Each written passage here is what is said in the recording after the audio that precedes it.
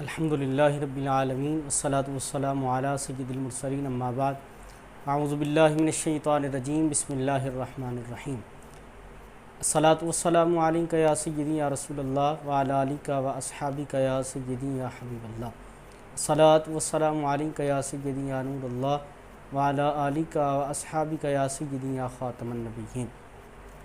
الحمدللہ، جیسا کہ آپ تمامی احباب جانتے ہیں کہ ہم نے جو درس شفا شریف کا سلسلہ شروع کر رکھا ہے اس کا انشاءاللہ آج تیسرا درس ہے، تو تمامی احباب سے گزارش ہے کہ اس درس پاک کو سنیں، اول تا آخر اور برکتیں سمیٹیں، اپنے لیے بھی دعائے خیر کریں، ہمارے لیے بھی دعائے خیر کریں۔ جہاں سے ہم نے درس مبارک کو چھوڑا تھا وہیں سے آج ہم پھر اس کی ابتدا کریں گے۔ آج کی آیت مبارکہ درس مبارک کی اللہ تعالیٰ نے قرآن پاک میں ارشاد فرمایا، سورہ آل عمران ہے اور اس کی آیت مبارکہ ہے 164۔ اللہ تعالیٰ ارشاد فرماتا ہے، لقد من اللہ علی المؤمنین اذ بعث فیہم رسولا من انفسہم یتلو علیہم آیاتہ ویزکیہم ویعلمہم الکتاب والحکمہ وان کانوا من قبل لفی ضلال مبین۔ اور اسی طرح ایک اور آیت مبارکہ سورۃ الجمعہ کی اللہ تعالیٰ نے جو بیان فرمایا هو الذی بعث فی الامیین رسولا منہم یتلو علیہم آیاتہ ویزکیہم ویعلمہم الکتاب والحکمہ وان کانوا من قبل لفی ضلال مبین۔ آج کی آیت مبارکہ میں جو ہمارا عنوان ہے، جو شفا شریف کے اندر قاضی صاحب نے درج فرمایا، وہ منع کے بارے میں نہیں ہے، احسان کے بارے نہیں، بلکہ من انفسہم کے بارے میں ہے۔ آیت مبارکہ کا ترجمہ سماعت فرمائیں، پھر آگے چلتے ہیں۔ اللہ تعالیٰ ارشاد فرماتا ہے، بے شک اللہ کا بڑا احسان ہوا مسلمانوں پر کہ انہی میں سے ایک رسول بھیجا جو ان پر اس کی آیتیں پڑھتا ہے اور انہیں پاک کرتا ہے اور انہیں کتاب و حکمت سکھاتا ہے، اور وہ ضرور اس سے پہلے کھلی گمراہی میں تھے۔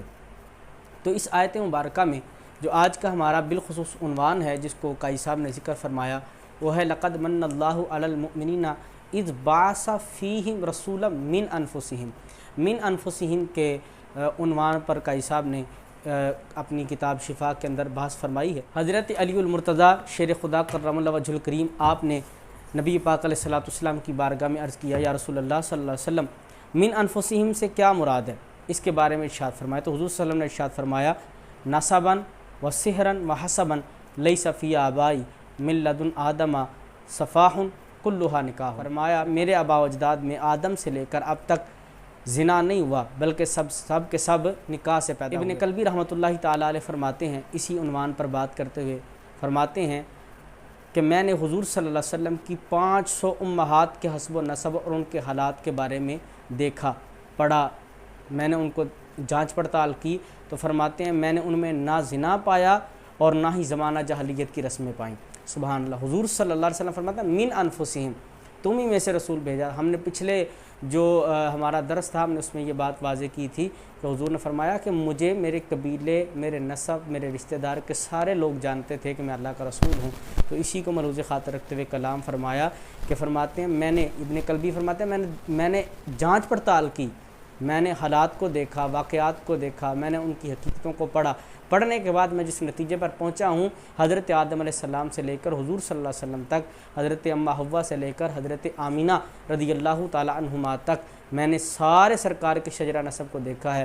میں نے نہ تو کسی کو زنا پر پایا اور نہ ہی میں نے زمانہ جاہلیت کی رسموں پر کسی کو پایا، یعنی نہ میں نے زمانہ جاہلیت کی رسمیں کسی میں دیکھی۔ اسی طرح حضرت عبداللہ بن عباس رضی اللہ تعالیٰ عنہ فرماتے ہیں، فرمایا اللہ تعالیٰ کا جو فرمان ہے، تقلبک فی الساجدین، یعنی نمازیوں میں تمہارے دورے کو رکھا۔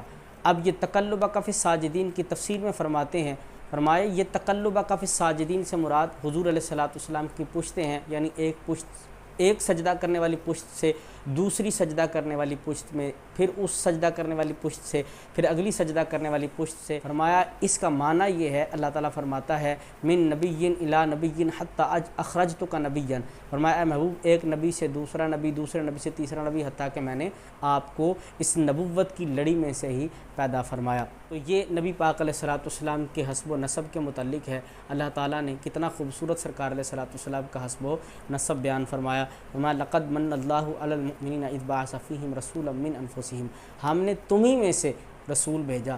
اب ہمیں میں سے رسول آنے کا مطلب کیا ہے؟ تو یہ ساری بات علامہ صاحب نے واضح فرما دی.